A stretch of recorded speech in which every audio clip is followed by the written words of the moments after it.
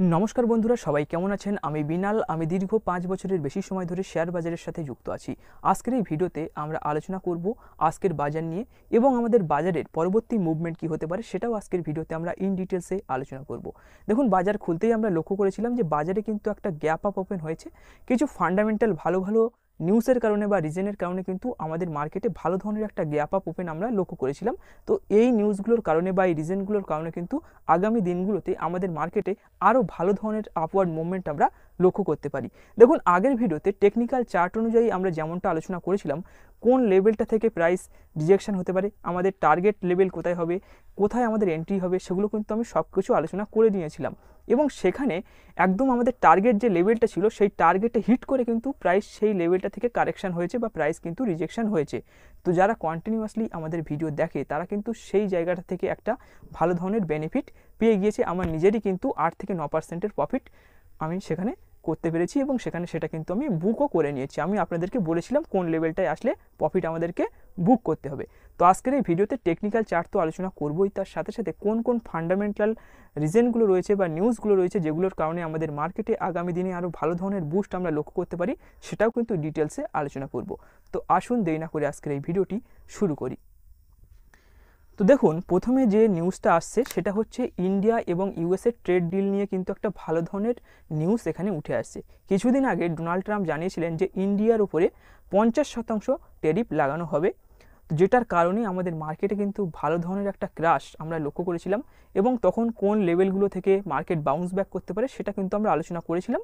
তো এখানে এই 50% যে ট্যারিফ রয়েছে এটাকে কমিয়ে 15 থেকে 16%-এর আশেপাশে কিন্তু আনার একটা সম্ভাবনা রয়েছে। এটা কিন্তু এক্স্যাক্টলি এখনও সেইভাবে স্বীকৃতি পায়নি, এটা কিন্তু এখনও কনফার্ম হয়নি, এটা জাস্ট জানানো হয়েছে। এটা কনফার্ম হলে কিন্তু আমাদের মার্কেটে আরও ভালো ধরনের বুস্ট আমরা লক্ষ্য করতে পারি। তবে আমেরিকা জানাচ্ছিল যে 50% ট্যারিফ এই জন্য লাগানো হচ্ছে যে আমেরিকা বলেছিল যে ইন্ডিয়া বেসিক্যালি যে সমস্ত ক্রুড অয়েল রয়েছে সেই ক্রুড অয়েল রাশিয়া থেকে বাই করছে এবং ইন্ডিয়ান মার্কেটে বেশি দামে বা চড়া দামে বিক্রি করছে। তো এখানে যদি এইভাবে ট্যারিফটা কমে সেক্ষেত্রে কিন্তু ইন্ডিয়া রাশিয়ার থেকে যে তেল সংগ্রহ করে বা ক্রুড অয়েল বাই করে সেটা কিন্তু কমিয়ে দিতে পারে, সেটার একটা সম্ভাবনা কিন্তু এখানে দেখা যাচ্ছে। আর এটা হলে কিন্তু ইন্ডিয়ান মার্কেটে ভালো ধরনের একটা বুস্ট আমরা লক্ষ্য করতে পারি। এটা কিন্তু খুব বড় ধরনের একটা নিউজ বা রিজন বলতে পারেন। নেক্সট যে রিজনটা আসে সেটা হচ্ছে, দেখুন ইন্ডিয়ায় যে সমস্ত ভালো কোম্পানিগুলো রয়েছে মানে নিফটি 50-র ভিতরে রিলায়েন্স ইন্ডাস্ট্রি বলুন, হুল বলুন মানে হিন্দুস্তান ইউনিলিভার বলুন, তো এই সমস্ত কোম্পানিগুলোর Q2 যে রেজাল্ট এসছে এই রেজাল্টগুলো কিন্তু পজিটিভ রেজাল্ট এসছে, মানে এদের যে ক্যাশ ফ্লো হয়েছে সেটা কিন্তু পজিটিভ ক্যাশ ফ্লো হয়েছে, এদের প্রফিট হয়েছে, এদের ব্যালেন্স শিট কিন্তু আমি চেক করেছিলাম। তো সেটার কারণে ইন্ডিয়ান মার্কেটে ভালো ধরনের একটা বুস্ট, এটা যেহেতু একটা লার্জ ক্যাপ কোম্পানি তো ভালো ধরনের একটা বুস্ট কিন্তু আমরা এখানে ইন্ডিয়ান মার্কেটে লক্ষ্য করেছি এবং টেকনিক্যাল চার্ট অনুযায়ী কিন্তু প্রাইসটা কারেকশন হয়েছে বা প্রাইস রিজেকশন হয়েছে সেটা কিন্তু আমরা চার্টে আলোচনা করব। তো এটা হচ্ছে সেকেন্ড রিজন। থার্ড যে রিজন রয়েছে সেটা হচ্ছে, দেখুন এখানে এফআইআই কিন্তু কন্টিনিউয়াসলি বাইং করছে। এখানে যদি ডেটাটা একবার আপনাদের সাথে শেয়ার করে দিই, তো এখানে আপনি দেখতে পাচ্ছেন যে এফআইআই কন্টিনিউয়াসলি তাদের বাইং করা কিন্তু আবার চালু করে দিয়েছে। কিছুদিন আগে যখন এখানে বাইং করা ফার্স্ট শুরু হয়েছে সেটা কিন্তু আমি আলোচনা করেছিলাম যে এই লেভেলটায় এসে দেখুন যে এদের সেলিং প্রেশার, এই যে ব্লু বার গ্রাফগুলো দেখছেন এগুলো কিন্তু এফআইআই এর ট্রেডিং অ্যাক্টিভিটি। তো এখানে বার গ্রাফগুলো আস্তে আস্তে কম ছিল, মানে যে আউটফ্লোগুলো মার্কেটে হচ্ছিল, তারা যে সেলিং প্রেশার মার্কেটে দিচ্ছিল এটা কিন্তু আস্তে আস্তে মানে কম ছিল। সেটার কারণে আমরা লক্ষ্য করেছি যে মার্কেটে সেলিং প্রেশার যেহেতু কমছে আমাদের মার্কেটে কিন্তু আবার একটা বাইং ব্যাক হওয়ার সম্ভাবনা রয়েছে। এটা কিন্তু আমরা আগে বারবার করে আলোচনা করেছি। তো সেখানে আমরা এখানে লক্ষ্য করেছিলাম যে তারপর থেকে কিন্তু মার্কেটে কন্টিনিউয়াসলি এখানে বাইং চালু হয়েছে। তো নেক্সট যে রিজনটা রয়েছে সেটা হচ্ছে শর্ট কাভারিং র্যালি। দেখুন কিছুদিন ধরে আমরা লক্ষ্য করেছিলাম ইন্ডিয়ান মার্কেটে যে টপ স্টকগুলো রয়েছে তারা আস্তে আস্তে নিচের দিকে আসা শুরু হয়েছে এবং সেই স্টকগুলো কিন্তু তারা শর্ট করে বসেছিল, তারা প্রফিট বুক করার কারণে মার্কেট কিন্তু তারা যে লেভেলটা এসে প্রফিট বুক করে নিয়েছে সেই লেভেলটা থেকে কিন্তু মার্কেট বাউন্স ব্যাক করে আস্তে আস্তে উপরের দিকে যাওয়া শুরু হয়েছে। তো এটাকে বলা হয় শর্ট কভারিং। তো এই শর্ট কভারিংয়ের কারণেও কিন্তু নিফটির ভিতরে ভালো ধরনের একটা মুভমেন্ট আমরা লক্ষ্য করতে পেরেছি। তো এটা একটা রিজন। তো নেক্সট যেটা রয়েছে সেটা হচ্ছে ইন্ডিয়ান যে মার্কেট রয়েছে সেই ইন্ডিয়ান মার্কেটে কিন্তু অনেকে কি করেছে, মার্কেট যেহেতু ডিপ চলছে সেক্ষেত্রে কিন্তু অনেকে বাই দ্য ডিপ করেছে, মানে ভালো স্টককে কম দামে পাওয়া যাচ্ছে সেক্ষেত্রে তারা কিন্তু ভালো ধরনের একটা বাইং সেখানে ইন্ডিয়ান মার্কেটে দেখিয়েছে। তো সেগুলোর কারণে কিন্তু আমাদের মার্কেটে একটা পজিটিভিটি আমরা লক্ষ্য করেছি। তো আসুন এবার টেকনিক্যাল চার্ট অনুযায়ী দেখি মার্কেট কেন ওই প্রাইসটা থেকে রিজেকশন করেছে। প্রথমে আমরা যে চার্টটা নিয়ে আলোচনা করব সেটা হচ্ছে ডাউ অ্যান্ড জোন্সের চার্ট। দেখুন আগের ভিডিওতেও আমি আলোচনা করেছিলাম ডাউ জোন্সের চার্ট নিয়ে, আরও একবার আলোচনা করে নিই। দেখুন ডাউ জোন্স কিন্তু একটা ট্রেন্ড লাইনকে এখানে ফলো করছে। ডাউ জোন্সের ভিতরে যে ট্রেন্ড লাইনটা আমি এখানে টেনেছি সেই ট্রেন্ড লাইনটা কিন্তু ডাউ জোন্স এখানে ফলো করছে, এবং এখানে দেখা যাচ্ছে যে ডাউ জোন্স এই ট্রেন্ড লাইনের উপর দিয়ে কিন্তু এইভাবে চলছে। তো এখানে কিন্তু অলরেডি সাপোর্ট নিয়ে নিয়েছে, এবং তারপর দেখুন ডাউ জোন্সের প্রাইস কিন্তু আস্তে আস্তে এখানে একটা কনসলিডেশন টাইপের করার চেষ্টা করছে। সেটা কিন্তু আগের ভিডিওতেও আমি আলোচনা করেছি। তো যত সময় এই ট্রেন্ড লাইনের উপরে ডাউ জোন্স রয়েছে তত সময় কিন্তু অসুবিধার কিছু নেই, এবং এই লেভেলটা যদি ব্রেকও করে যায় সেক্ষেত্রে কিন্তু কাছাকাছি আমাদের সাপোর্ট লেভেলও কিন্তু ডাউ জোন্সের ভিতরে রয়েছে। তো অসুবিধার কিছু নেই। ডাউ জোন্স যদি এই লেভেলটা থেকে আরও উপরের দিকে যায় সেক্ষেত্রে কিন্তু আমাদের ইন্ডিয়ান মার্কেটে ভালো ধরনের একটা পজিটিভ ক্যাশ ফ্লো আমরা লক্ষ্য করতে পারি। তো ডাউ জোন্স নিয়ে আর বেশি কিছু আলোচনা করলাম না। আসুন এবার নিফটি নিয়ে একটু আলোচনা করে নিই, তারপর ব্যাঙ্ক নিফটি নিয়ে আলোচনা করব। তো আমি এখানে নিফটি 50 চার্টটি ওপেন করেছি। আমি এটা 4 ঘন্টার ক্যান্ডেলস্টিক হিসাবে এখানে চার্টটাকে কিন্তু ওপেন করেছি। দেখুন এখানে যেটা হয়েছে নিফটি 50 26,100, আবার 26,000 যে সাইকোলজিক্যাল 26,000-এর যে সাইকোলজিক্যাল রেজিস্ট্যান্স লেভেল ছিল এক্স্যাক্টলি সেই লেভেলটা থেকে কিন্তু প্রাইস রিজেকশন হয়েছে। তো এখানে যেটা দেখা যাচ্ছে সেটা হচ্ছে ডের ক্যান্ডেলস্টিক হিসেবে যদি আমরা দেখি সেক্ষেত্রে কিন্তু এখানে যে অল টাইম হাই ছিল তার কাছাকাছি লেভেল থেকে কিন্তু প্রাইস রিজেকশন হয়েছে, বা মার্কেটে একটা ভারী ধরনের প্রফিট বুকিং কিন্তু এখানে লক্ষ্য করা গিয়েছে। 4 ঘন্টার ক্যান্ডেলস্টিক হিসাবে যদি দেখেন সেক্ষেত্রে কিন্তু আমরা দেখতে পাচ্ছি যে এখান থেকে ক্লিয়ার একটা প্রাইস রিজেকশন এখানে হয়েছে।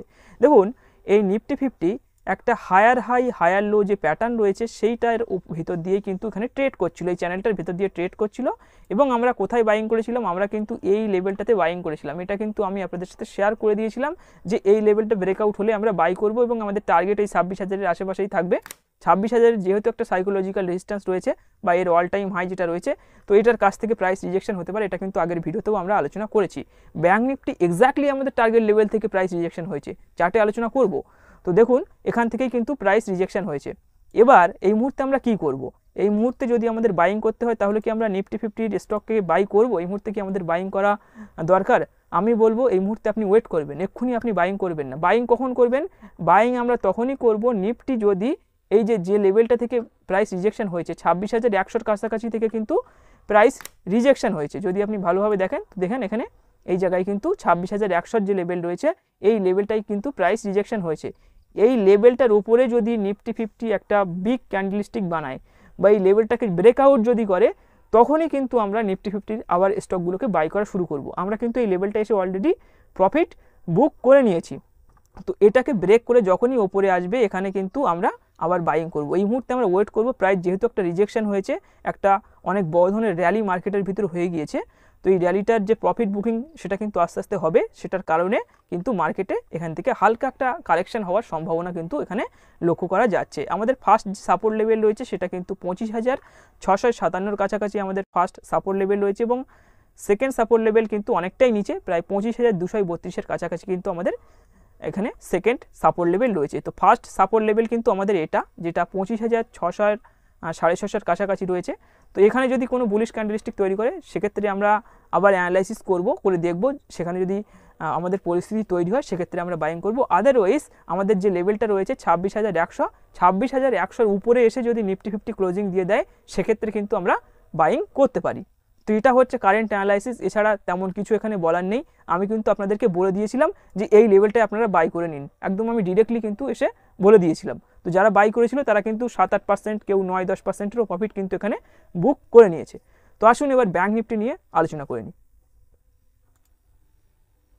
তো দেখুন ব্যাঙ্ক নিফটির চার্টটি আমি এখানে ওপেন করেছি, এবং আপনি এখানে দেখে সত্যি অবাক হবেন, আমরা যে লেভেলটায় আমরা টার্গেট সেট করেছিলাম এক্স্যাক্টলি সেই লেভেলটা থেকেই কিন্তু প্রাইস কারেকশন বা রিজেকশন এখানে কিন্তু হয়েছে।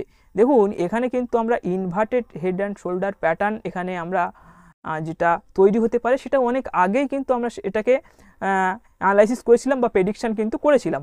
তো দেখুন যখনই এখানে ব্রেকআউটটা হয়েছিল আমরা কিন্তু এই লেভেলটা দেখুন এখনও কিন্তু মার্ক করা রয়েছে, এই লেভেলটাই কিন্তু আমরা বাই করেছিলাম 56,690 এর কাছাকাছি। এবং দেখুন আমাদের টার্গেট যে রেঞ্জটা ছিল, আমরা কিভাবে টার্গেট সেট করেছিলাম, আমরা কিন্তু এর টার্গেটটা এইভাবে সেট করেছিলাম, এখান থেকে কিন্তু এটাকে মেজার করে এটাকে কিন্তু আমরা পরবর্তীতে এখান থেকে উপরে শিফট করে দিয়েছিলাম। তো আমাদের টার্গেট লেভেল যেখানে ছিল একদম এক্স্যাক্টলি সেই লেভেলটা থেকে কিন্তু প্রাইস রিজেকশন হয়েছে, প্রাইস কিন্তু আস্তে আস্তে নিচে আসা শুরু হয়েছে। তো আপনি বুঝতে পারছেন টেকনিক্যাল অ্যানালাইসিস আমাদের আগে থেকেই কিন্তু অ্যাওয়ার করে দেয় যে এই লেভেলটা থেকে প্রাইস রিজেকশন হতে পারে বা এই লেভেলটা থেকে প্রাইস বাউন্স ব্যাক করতে পারে। আমি আগেই কিন্তু সেটা আপনাদের সাথে শেয়ার করে দিয়েছিলাম এবং ডিরেক্টলি বলেছিলাম যে আপনারা কিন্তু চাইলে স্টকের ভিতরে এন্ট্রি করতে পারেন। তো এই মুহূর্তে কী করবেন, এই মুহূর্তে চুপচাপ বসবেন, এই মুহূর্তে কিন্তু বাইং করবেন না। প্রাইস যেহেতু একটা রিজেকশন এখানে হয়েছে, তো আমাদের ফার্স্ট যে সাপোর্ট লেভেল রয়েছে সেটা হচ্ছে 57,481 কাছাকাছি। আমাদের ফার্স্ট 57,481 কাছাকাছি কিন্তু আমাদের ফার্স্ট এখানে সাপোর্ট লেভেল রয়েছে। দেখব এই সাপোর্ট লেভেলে এসে যদি কোনো বুলিশ ক্যান্ডেলস্টিক বা রিভার্সাল ক্যান্ডেলস্টিক তৈরি হয়, সেক্ষেত্রে কিন্তু আমরা আবার বাইং করার কোনো অপরচুনিটি যদি তৈরি হয় সেক্ষেত্রে বাইং করব। আর একটা সিস্টেমে বাইং করব যেটা হচ্ছে যে লেভেলটা থেকে প্রাইস কারেকশন হয়েছে বা প্রাইস রিজেকশন হয়েছে 58,600 কাছাকাছি। তো 58,600 উপরে যদি কোনো ক্যান্ডেলস্টিক ক্লোজ করে দেয় সেক্ষেত্রে কিন্তু আবার আমরা বাইং করার কথা ভাবতে পারি।